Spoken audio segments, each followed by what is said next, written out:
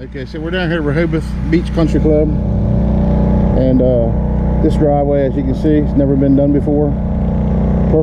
Perfect candidate for rejuvenation. I'm gonna show you the steps. We just cleaned it off, blew it all off, all the debris gone. Now we're gonna trim out. We always trim out with a roller around the concrete,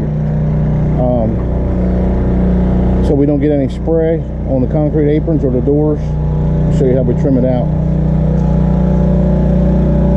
And I just match it with the spray.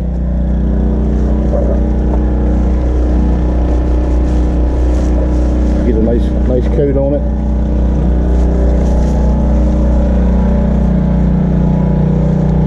We do this on every job. We'll cut this in with a roller.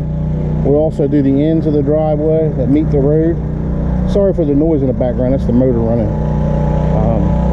And then we'll trim out this area here, and I'll be back and show you what it looks like.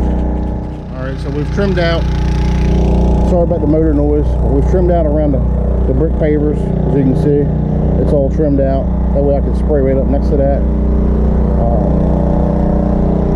And we also did the apron as well. It's all done, all trimmed out. Now we'll start the spraying process, and you can watch us do that.